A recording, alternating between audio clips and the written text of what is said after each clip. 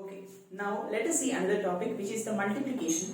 See, matrix multiplication, there is an important property in order to find out the multiplication of the matrix. See friends, if there is a matrix m by n of order and there is another matrix of n by b order, see, we can obtain the matrix, suppose C, because of the multiplication of a and b. How can we obtain a and b multiplication? It is possible only if the columns of the prefactor matrix is equal to if the columns of the prefactor matrix is equal to rows of the postfactor matrix. That is, if these two are equal only, then matrix multiplication is possible, and the obtained order will be m by p. Okay friends, suppose for example, a matrix is of 4 by 2 order and a matrix B is of 2 by 3 order.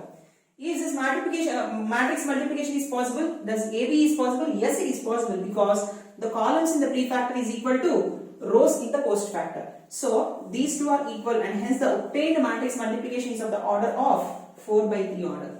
Okay friends. Now see, the matrix is 4 by 5 and matrix B is 4 by 3. Now, is this multiplication is possible or not? No, it is not possible, because these two are not equal. Hence, we can't obtain the multiplication of the matrix. So, this is one of the important points that you need to understand before you do the multiplication of the matrix. Okay.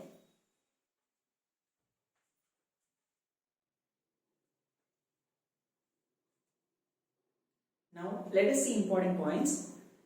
See friends, if the product AB exists for two matrices A and B, then the product BA may or may not exist. In the sense, see, for example, A is 4 by 2 matrix, B is 2 by 3 matrix, right? We can obtain AB because AB, in the sense, A is 4 by 2, B is 2 by 3.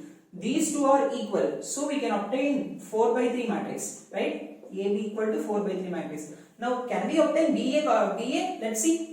B is 2 by 3, A is 4 by 3. These two are not equal, so we cannot obtain BA matrix. Only AB is possible, BA is not defined. So in this, because basing on this rule, we apply this. Now, if A is any m by n matrix such that AB and BA are both defined, then BA is n by n matrix. If at all, see friends, if A is 2 by 3 and B is 3 by 2, now is it okay?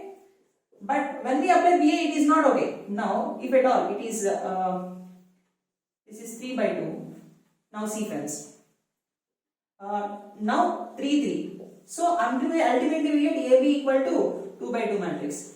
If we do BA, this is 3 by 2 and this is 2 by 3. 2 are equal, we will get 3 by 3 matrix. Right friends? So that's why he is telling us, if A is any m by n matrix, this is A is m by n matrix, and AB and BA both are defined. Now AB is defined, BA is also defined, then B is n by n matrix. B is n by n matrix, 3 by 3 matrix. Okay, fine.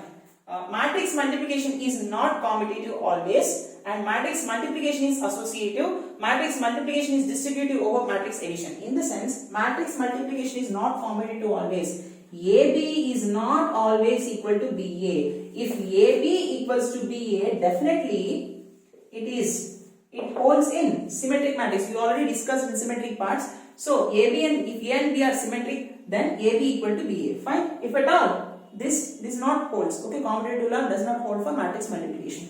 Next, matrix multiplication is associative. In the sense, AB into C, A into B into C is equal to AB into C. We can multiply like that. Next, matrix multiplication is distributive over matrix addition. In the sense, A into B plus C is equals to AB plus AC.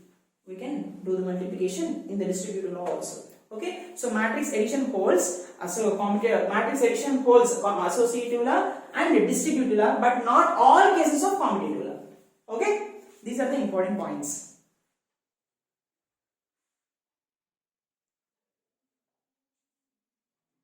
Now let us see different models in matrix addition. See friends, matrix addition is, if suppose A is a matrix of m by n order and B is a matrix of also m by n order, then A plus B is also in the order of m by n. Okay, means order never changes. Elements will change, but order never changes in matrix addition. See, addition of matrices is always commutative in the sense A plus B is equals to B plus A. Fine, you can do in any case. Next, addition of matrices is associative in the sense, see, associative law in the sense, see friends, I have already discussed it, right? In this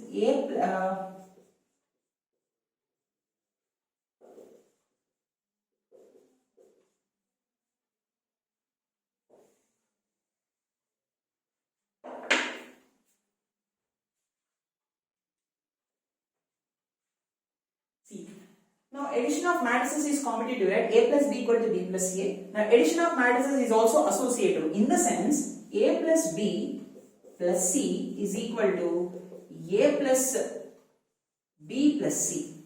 See friends, you can add these two and add to C, or add B and C and then add to it. Both are equal. This is associative now. Now, see other one, A plus B equal to A plus C. Here, A is get cancelled, then B is equal to C. This is called left cancellation law. This is called left cancellation law. Okay. Here, B plus A equal to C plus A means A gets cancelled, B equal to C, then it's called right cancellation law.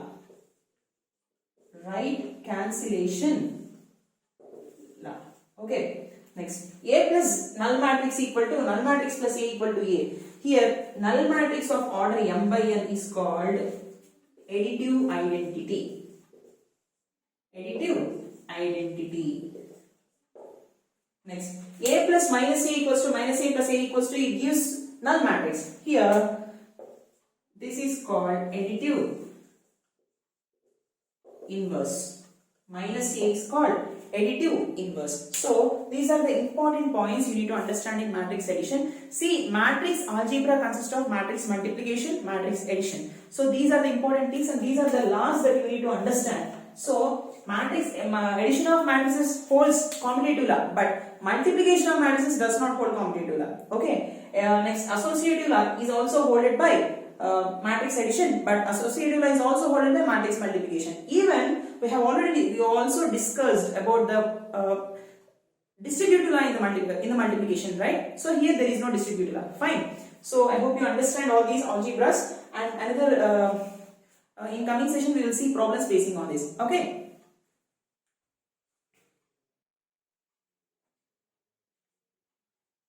So friends, now I am going to tell you a small important formula, very important formula, small thing. See, if A of m by n order and B of n by b order, both are matrices. Now, total number of elements in the product. Here, this is the matrix, right? The product matrix obtained by multiplying these two. So, what is the matrix product order we will get? So, n and n both are same. So, we can multiply. So, what is the final order? M by p. So, m by p order of AB. Now, total number of elements in the product AB is m into p. Fine. Now, total number of multiplications obtained in AB is m into p into n. So, total number, how many multiplications we have done in this product? M into p into n. M into p into n. Next, total number of additions we performed in the multiplication is m into p into n minus 1. M into p into n minus 1. Okay, these are the three important formulas, friends. Suppose, for example, we take, if suppose A is 5 by 3 matrix and B is 3 by 4 matrix. What are the possibilities? These three possibilities in AB.